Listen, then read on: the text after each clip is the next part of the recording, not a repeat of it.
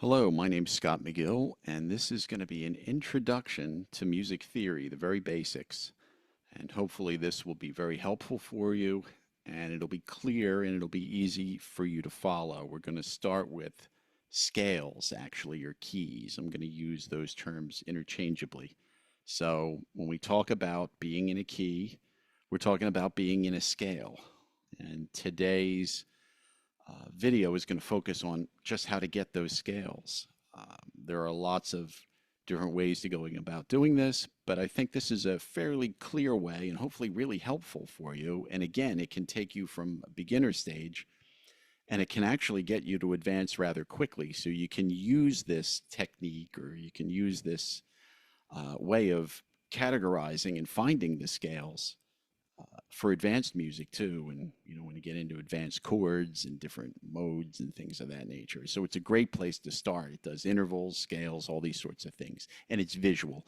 And I'd like to thank an old colleague of mine actually from when I was working in Brighton many years ago, Martin Cooper, who reintroduced this to me. It's an old technique, but I had sort of lost track of it. And then when I was working with Martin, he sort of reintroduced me to it. So we used this for the students where we were teaching, and it worked very well. So I'd encourage everybody to check it out. And like I said, this can be expanded. It's not just for beginners, but beginners or those that need a refresher, this could be very good for you. And I'm hoping this is beneficial. And up front, if you like the content, please subscribe. And any comments or any feedback would be welcome. So here we go. I'm going to use a PowerPoint to do this. Okay, so I'm going to share a screen. Here we go. We're going to talk about it. Major scale construction. So here we are. All right, now here's how we're doing it. So it says here, begin by constructing a visual representation. It's like a matrix. You'll be able to see all the relationships between the scales with this visual aid. That's what I'm hoping. And it will also help you with many other aspects. Yes, once you get into key signatures and chords and arpeggios and intervals, many other things, modes, whatever. Again, scale and key will be interchangeable. So I would suggest you sort of do this while you're checking out the video if you can. All right, so let's look at this. Two types of scales, really. Ones that use sharps and ones that use flats to design them, okay? The only exception, again, is C major. We're going to use C major to do the whole process. And of course, C major has no sharps or flats within it. So it'll be the basis of constructing our sharp scales and our flat scales, okay? So this will help us get all the keys, all the scales easily, hopefully, okay? And it says here, all major scales have the following interval pattern. I'm not really concerned about this too much, but I thought I'd put it on anyway. A tone, tone, semitone, tone, tone, tone, semitone. As I live in the UK, we use that terminology. But for those elsewhere, that would be whole, whole, half, right? A whole step and a half step, whole, whole, half, whole, whole, whole, half. So the semitones are between the third and fourth notes of the scale and the seventh and eighth. That's all. Okay, so we're not really concerned with that too much. But once we do this, we can see that it works out anyway. All right, so here we go. Begin with the C major. So basically writing C, D, E, F, G, A, and B, left to right. That's all you do to start out. And we're just going to assume that that is a C major scale. Okay, now we're going to start with sharp scales.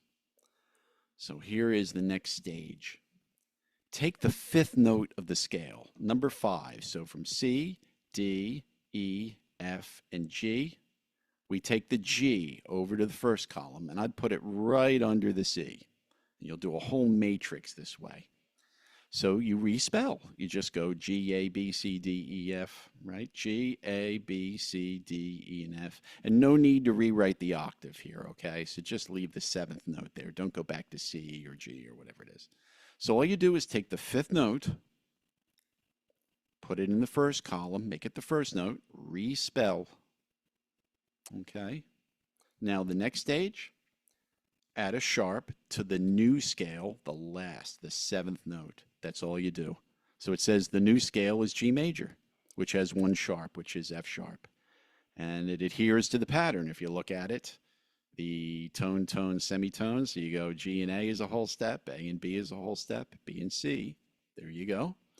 C and D, D and E and F sharp, and then F sharp back to G is your semitone for 7 and 8. So it adheres to the pattern. 1 sharp. G major is F sharp. Okay? Remember, you take the 5th note of the scale, the original, bring it to the first column, respell the scale, and merely put a sharp on the 7th note of the new scale. That's all you do.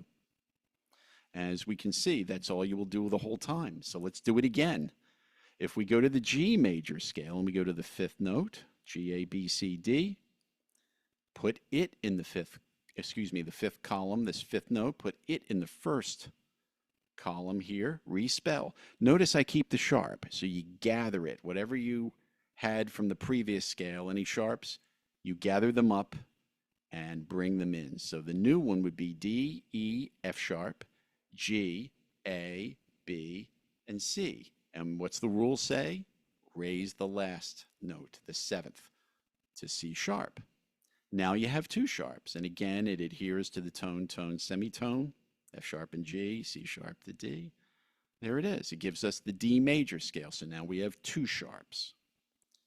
Okay, so remember, taking the 5th note, bringing it to the first column, gathering, respelling the previous scale, and just put a sharp on the 7th note, the last note. And if we keep doing this, we've got them all.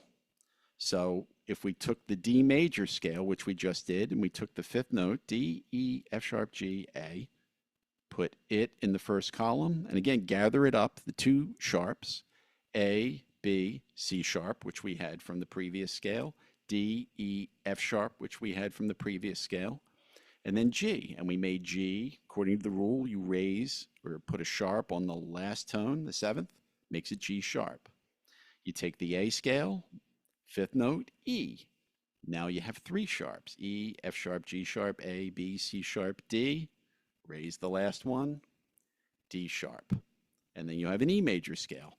And you continue this. Notice that the next scale is B. Then from that F sharp major, and then C sharp major. So you go from having C major with no sharps or flats to all sharps. And if you look, your key signatures are here. F sharp, C sharp, G sharp, D sharp, A sharp, E sharp, and B sharp. So when people say, how do you do the key signatures? That's all you do. You just find that column right there, and you can use it to figure out the sharp key signatures. But that's it. That's all you do. And you can keep that. I would suggest keeping that as a visual. So now you have all the sharps. You go from no sharps or flats to all of them. So you've got every major scale that uses sharps. And remember, 5th column becomes the first, respell, and raise the 7th, the last degree. Okay, that's all you do. So moving on, let's do the flat keys. So these are keys that use flats to spell them. So it says these scales use only flats. And again, start with the C major scale. So restarting a new matrix or a new table, start with the C. C, D, E, F, G, A, B. But this time, instead of the 5th, take the 4th note. This will be F. So C, D, E, F, G, A, B, C, D, E, F. We take 4. So remember, sharps are 5th note, flats are the 4th note. Respell the scale, F, G, A, B, C, D, and E. So you just start on F. Make F the 4th column, the new first column. And all you do now, instead of adding a sharp on the 7th note like we did in the sharp scales, you put a flat on the 4th note. That's all you do. So now with your new scale, you go F, G, A, B becomes B flat, C, D, and E. F major has 1 flat, B flat. Okay? And that gives you the tone, tone, semitone pattern. If you look at that, it conforms to the pattern. We continue to do this. Now we take the 4th column. So the new scale, we go F, G, A, B flat. B flat becomes the new first column. So there it goes. we bring it across and we go B flat, C, D, E, F, G, A. And the rule tells us what? Put a flat on the fourth note of the new scale. So B flat, C, D becomes E flat. So B flat major has two flats, B flat and E flat. Now, the new scale, what do? We take this E flat, the fourth, and we make it the new first column. And if we keep doing this, just like we did on the sharp keys, we get the same result. So we'll go to E flat, F, G. This would be A, B flat, C, and D. Lower the fourth degree to A flat, make it the new one. So you notice that we're going from one flat to two flats to three flats. We bring the A flat over, A flat, B flat, C, D, E flat, F, and G. Lower the fourth, D to D flat, bring it over. And now we have all of the flat scales, going from C major with no flats to C flat major with all flats. Same thing. They all adhere to tone, tone, semitone, or whole step, half, whole, half, or tone, tone, tone, half. Again, they all conform to that. You're starting with 1, 2, 3, 4, 5, 6, and 7 flats. All you do, again, take the fourth tone, make it the first, respell the scale, lower the fourth, and continue to do that. Remember to gather up all the flats that you've accrued. Same with the sharps. Don't respell the scale and forget to do that. Then you'll get a wrong result.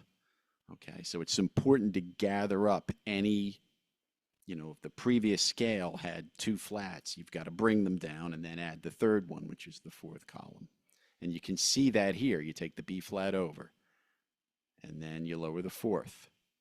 E flat comes over. Then you lower the fourth, A flat, etc. This gives you all the keys. You now have all the major scales, and they're all correctly spelled. And now you have all the key signatures too. So B flat, E flat, A flat, D flat, G flat, C flat. So you've got the key signatures. So of course, with the sharps, it's just the opposite. It's F, C, G, D, A, E, and B, and you just go backwards. B, E, A, D, G, C, F, of course. It's just backwards. So the flat key signatures occur right here. Here they are. B flat, E flat, A flat, D flat, right in this fourth column. B flat, E flat, A flat, D flat, G flat, C flat, F flat. Okay? And backwards, they would be the sharp. F sharp, C sharp, G sharp, D sharp, A sharp, E sharp, and B sharp. Very easy. You now have all of the major scales. Very easy. And in fact, you can see it's visual. And if I go back a few slides, I'll just go back to the sharp keys, and we'll do this in future videos. For instance, if you're looking at chords, what's a chord? A major chord, a root, third, and a fifth. Well, very easy to see now. If somebody said, what are the notes? Or if you had to play a D major, you go, all right, it's the first, the third, and the fifth. So you simply go D. The third note is F sharp, skip another note, and A, D major.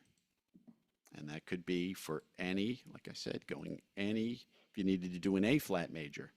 A flat is the 1, skip a note, 3 is a C, and the fifth of that A flat major chord is E flat. Okay. For instance, intervals, if you have to do a major sixth above the note E flat and you don't know what it is, you simply count 6, E flat major, E flat, F, G, A flat, B flat, C. Oh, it's a C. That's all. And you can apply the rules of major intervals and minor intervals. So if a minor interval is a semitone or a half step below a major one, if somebody said a minor sixth above an E flat, no problem. Just do a major sixth to C and then just lower it to C flat. So intervals are easy, and as we go on, it makes arpeggios, very complex chord construction easy too, right? So for a review, We said scale and key for right now for us are interchangeable. When we say a song is in D, we mean the chords and melodies come up from the D scale, but that's for another place, but just to recap it. So again, for making the matrix, take the fifth note and respell the scale for sharps and raise the seventh note of the new scale with a sharp.